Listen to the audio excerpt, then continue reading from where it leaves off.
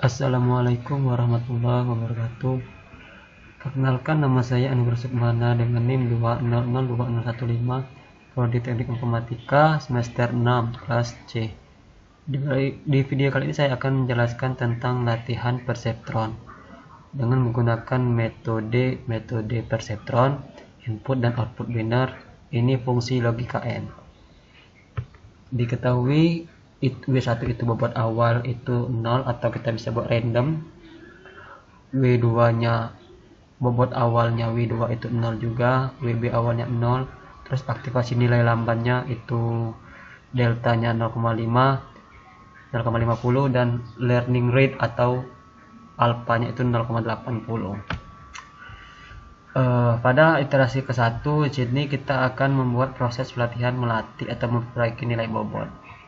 Di sini awalnya kosong, tapi di sini awalnya kita buatkan inputannya itu 0 semuanya di sini 0.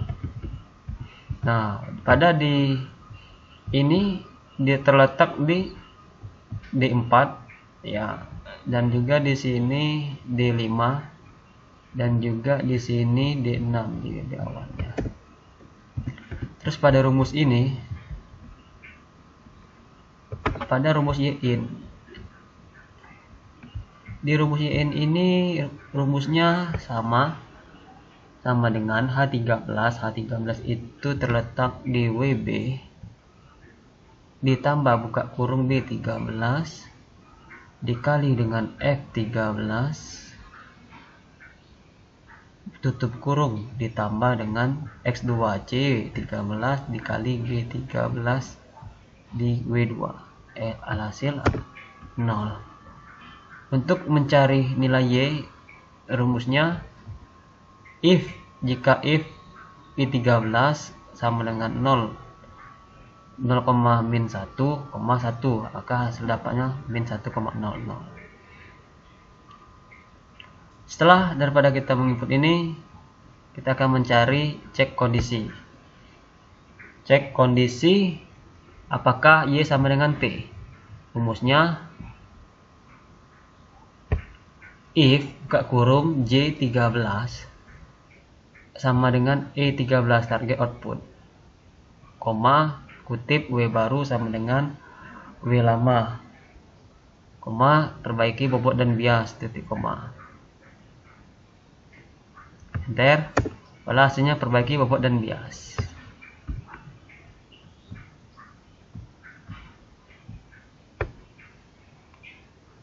Ini kita mendapatkan rumusnya itu dari sama dengan buka kurung E13 target output dikurang dengan Y dikalikan dengan X1 dikali dengan alpha, hasil adalah -1,60.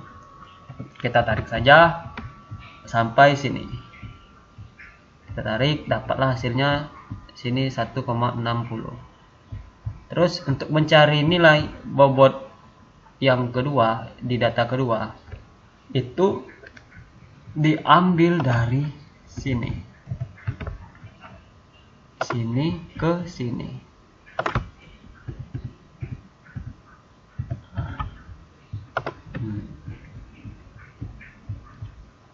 Terus ini sama rumusnya.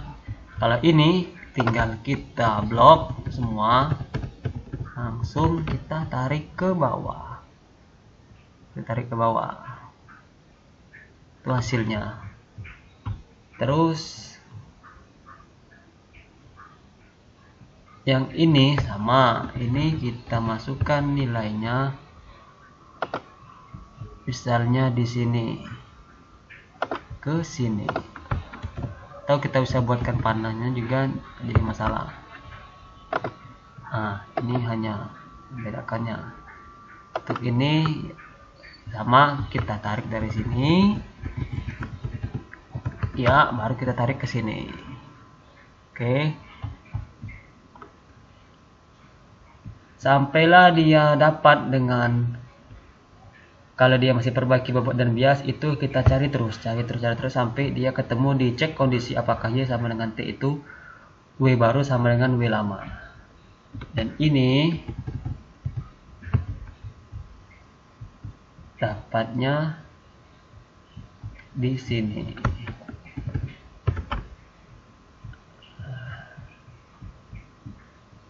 Dapatlah langsung bobot dan bias barunya itu 1,60 min 1,60. Terus karena semua nilai Y data 1 sampai 4 tidak sama dengan semua T data 1 sampai 4, maka lanjutkan ke iterasi kedua. Teruskan ke iterasi berikutnya jika semua Y belum sama dengan semua T.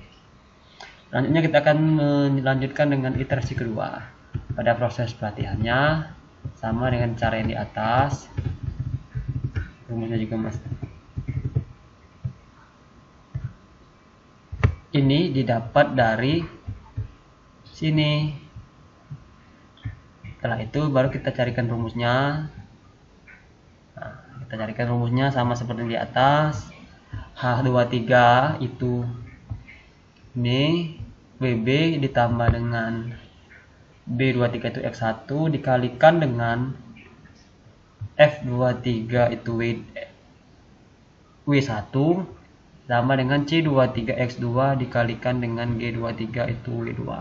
Apalah hasilnya 1,60. Y nya juga sama rumusnya seperti yang di atas, tidak ada yang berubah. Terus pada saat kita cek kondisi apakah Y sama dengan T, di situ setelah kita menggunakan rumus dapatlah hasilnya W baru sama dengan W lama.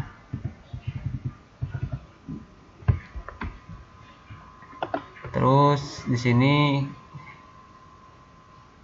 rumus, terus di sini kita kasih warna untuk inputkan ke sini. Terus yang ke sini tarik dapatlah ke bawah ke sini. Terus pada ini didapat untuk nyari data ketiganya, ini kita kasih warna biru, kita kasih warna merah untuk di sini.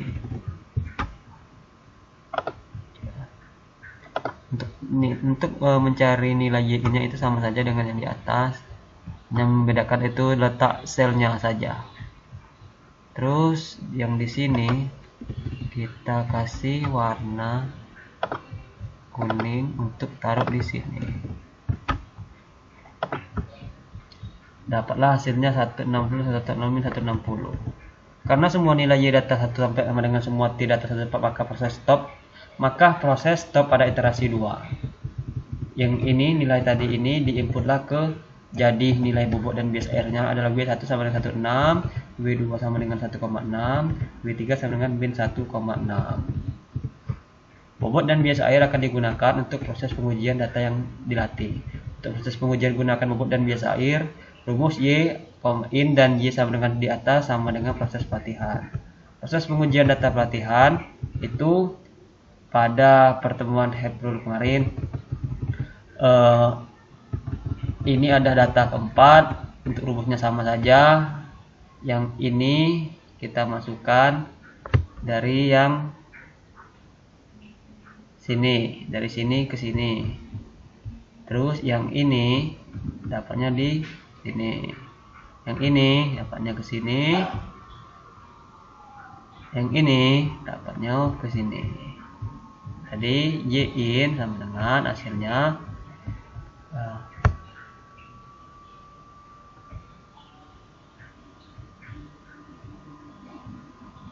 1,80 min 100. Dari hasil pengujian di atas proses terlihat bahwa semua nilai Y data 1 sampai 4 sama dengan semua nilai T data 1 dan 4. Kesimpulannya, JST mampu mempresentasikan fungsi logika N bipolar dengan dua iterasi dengan variabel W dan W awal sama dengan 0, alfa sama dengan 0,8, delta sama dengan 0,5. Ini untuk fungsi logika N. Apabila kita masuk ke fungsi logika OR, itu nilainya berbeda pada di input. Berbeda dengan di N. Inputnya sama saja. Pertama kita buatkan bobot bias lamanya itu 0. 0 semua di sini 0. Kalau kita pakai rumus, menggunakan rumus yang seperti yang di fungsi logika n sebelumnya, yaitu H13 WB ditambah X1 dikalikan dengan W1 ditambah dengan X2 dikalikan dengan W2, hasilnya 0,0. Terus untuk mencari Y, jika sama dengan if buka kurung I13 kurang dari sama dengan 0,1,1, dapatlah hasilnya. Cek kondisinya itu apakah Y sama dengan, untuk mengecek Y sama dengan T itu kita menggunakan rumus sama seperti di fungsi logika N, hanya membedakannya itu terletak di sel. Sama dengan apabila kita menyimpan if di buka kurung Y sama dengan target, koma kutip W baru sama dengan W lama, atau perbaiki bobot dan bias. Setelah kita rumusnya, dapatlah hasilnya perbaiki bobot dan bias. Setelah dari itu kita akan mencari nilai Y perbaikan bobot DW1. Itu rumusnya didapat dari sama dengan target output dikurang Y dikalikan dengan X1 dikali dengan alfa, hasilnya 1,0. Langsung kita tarik saja. Langsung sampai ke sini kita tarik. Hasilnya ini. Terus pada saat ini didapat dari sama dengan X13 bobot awal ditambah dengan DW perbaikan bobot 1,60, maka hasilnya 1,60. Langsung kita tarik saja ke sini. Terus setelah kita mendapatkan data ke satu bobot bias lama dan bobot bias barunya, yang ini kita berikan warna kuning untuk kita inputkan di bobot bias lama yang data kedua. Dan yang hasil ini kita blok sama tadi atas, yang kita tarik ke bawah sini, hasilnya dapatlah ini tadi. Nah, terus pada yang di sini kita inputkan lagi ke sini untuk membedakannya, biar kawan-kawan tidak bingung. Terus yang ini tadi ditarik, diblok, terus ditarik lagi ke bawah. Terus dapatlah hasilnya ini. Terus yang ini kita kasihkan warna, terus kita tarik di sini. Untuk yang selebihnya sama, ditarik di blok, tarik ke sini. Sudah kita mendapatkan hasilnya itu 1,60, 1,60, maka semua nilai Y data 1 sampai 4 tidak sama dengan semua T data 1 sampai 4. Maka kita lanjutkan dengan ke iterasi kedua. Pada iterasi kedua ini didapat dari sini, karena warnanya kita samakan, masuklah ke sini untuk inputnya. Untuk ini rumusnya sama seperti di atas, ngikutin, hanya membedakan itu sel saja. Ini yang dikalikan sama yang ini rumus ditambahkan. Kalau yang ini tadi di sini, sekarang X1-nya di sini. Kalau ini jadi awalnya di sini, maka yang selanjutnya dia terletak selnya di sini. Dapatlah Y ini tadi 4,80, terus Y-nya 1. Terus dicek kondisi apakah Y sama dengan T itu W baru sama dengan W lama. Di DW-nya kita buatkan rumus sama seperti di atas, hasilnya 0. Terus pada saat dapat bobot bias barunya itu dari yang ini ditambahkan dengan ini, hasilnya 1,60, tarik, dapatlah hasil 160. Terus yang ini tadi kita kasih warna, kita masukkan ke sini untuk data kedua. Yang ini tadi sama saja, kita blok ke sini, terus kita tarik ke bawah, dapatlah hasilnya ini. Terus di sini kita kasih warna lagi untuk membedakannya, untuk masuk input ke data ketiga di sini. Untuk selebihnya sama saja seperti di atas, kita blok, terus kita tarik. Nah, dapatlah hasilnya ini. Terus yang terakhir untuk bobot yang data yang ketiga,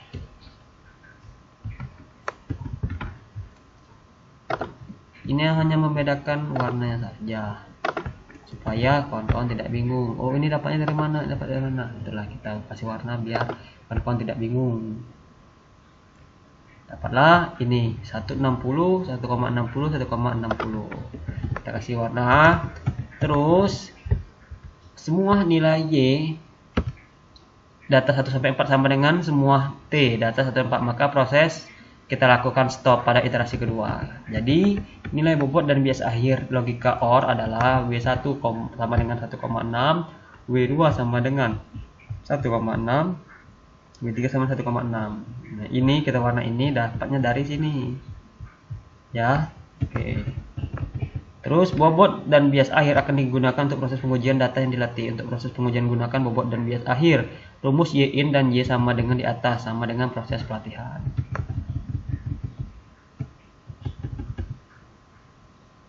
Ini kita input dari sini, W1, W2, W3, taruhlah di sini. W1, W2, WB tadi itu, ya.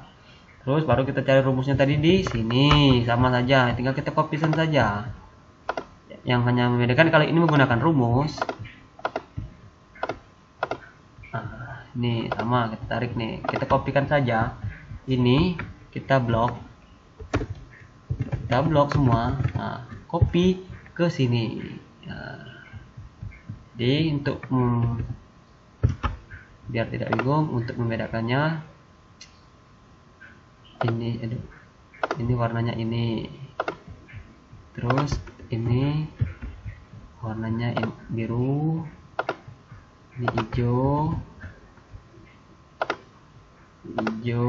terus sini kuning. Nah, warnanya ini tadi, yang nilai ini tadi diinputkanlah ke bawah. Nilai tadi kita inputkanlah ke bawah untuk proses pengujian data pelatihan. Ini juga sama, hasilnya sama. Jadi dari hasil proses pengujian terlihat bahwa semua nilai Y data 1 sampai 4 sama dengan semua nilai T data 1 sampai 4. Kesimpulan, JST mampu merepresentasikan fungsi logika